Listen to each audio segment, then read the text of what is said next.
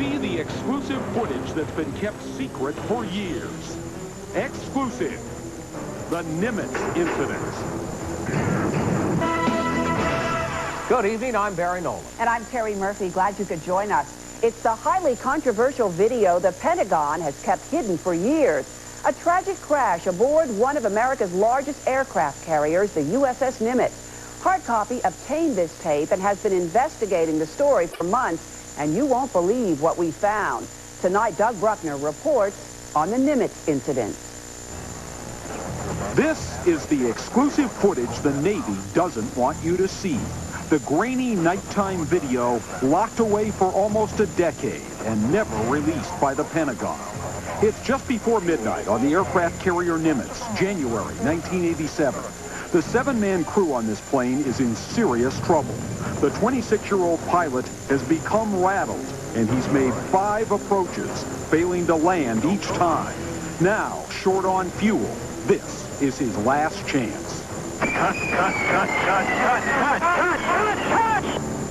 Then disaster. The jet hits the deck, sliding in a shower of sparks. The plane slides off the edge of the enormous ship and plunges into the icy cold waters of the Mediterranean Sea. Peter Volinsky was an eyewitness to the disaster. He ended up coming in high, missing the barricade. Actually, the front landing gear clipped the barricade. The aircraft slammed to the deck and skidded off over the ship. Another look at the attempted night landing on the Nimitz. Roger ball, 34 knots, good start. As the plane, known as a Sky Warrior, approaches, the flight controller calmly coaxes the panicked pilot onto his glide path. The nose of the plane has to hit that reinforced web barricade to bring the powerful jet to a gentle stop. All right now, don't go high. It's a naval aviator's most dangerous job, landing a speeding jet at night. But for this pilot and his crew, the pressure turns out to be too much. Landing signal officers realize right away the plane's approach is too high, and frantically, they try to get the pilot to cut his engines. Cut. Now watch closely as the jet's landing gear clips the top of the safety webbing, dooming the men on board to their tragic fate. The crew on the flight deck can do nothing but watch in horror as their fellow sailors skid right off the runway. People were saddened that the aircraft had gone over. They were hoping that bodies would be recovered, or possibly somebody who had lived through it. But there wasn't much hope at that point. No one on the plane was found, and the jet and its occupants sank into the shadowy darkness. Patrick Price, 28 years old, married. Craig Rudolph, 20, from Milwaukee. Ron Callender, the navigator, a Vietnam vet with 3 children. Lieutenant James Richards, 27, married. Lieutenant Stephen Batchelder, 30, married, 2 children. Richard Herzing, from St. Mary's, Pennsylvania, a last-minute addition to the crew. And the pilot, Lieutenant Alan Levine, from Long Island, New York. Hard copy has spoken to 6 of the 7 families to tell them of this graphic, never-before-seen video. And what they told us was a shock. At first, it appears the families were told only that their sons were, quote, lost at sea. It reportedly took 3 days before the Navy admitted the accident and that all aboard had died. I don't know if they're trying to hide anything with those discrepancies, but we did not stay in that immediate vicinity around the crash site for 3 days. 8 years later, many questions remain unanswered. Why did the pilot panic? What was the Sky Warrior's mission? Was any attempt made to save those men? The memory of this fatal crash is still fresh in the minds of those it affected. The tragedy put into focus now for the first time because the whole terrible incident was caught on tape. The official Navy report on the incident primarily blames pilot error for the accident. But it turns out the pilot was a rookie with relatively little training for nighttime carrier landings. According to the official report, the Navy should have taken into account the pilot's inexperience before assigning him to that mission. Barry? Thanks, Doug.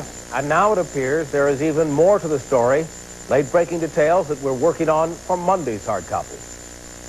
You've seen the secret videotape. Now, a former naval officer breaks his silence about the Nimitz incident. I don't think that it was completely pilot error.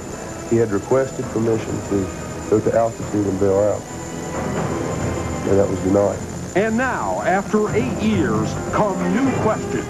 Could those men have been saved? If there was any chance at all of saving anybody there, we should have done it. Hard Copy investigates the Nimitz scandal. Monday on Hard Copy.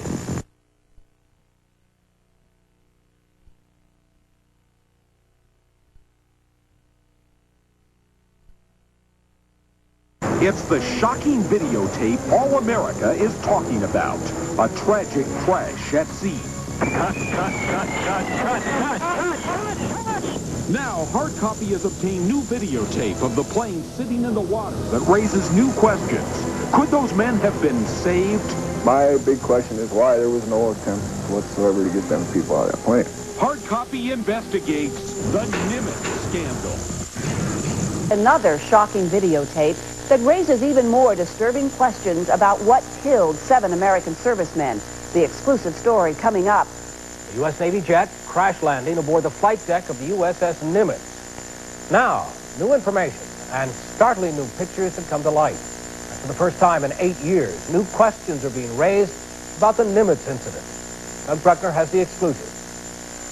All right now. It's the exclusive video that set off a wave of anger among Navy veterans and families nationwide. Cut.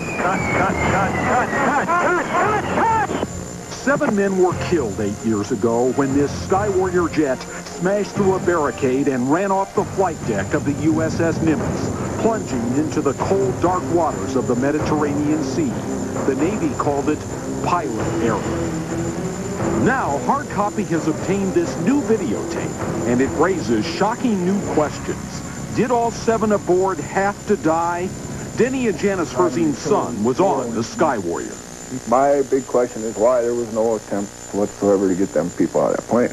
That's my son's life. And, at least make an attempt to do something. The rescue helicopter in the center of your screen was in position to do something, and it appears there was plenty of time to do it. Because as this tape clearly shows, when the jet hit the water, it didn't sink right away.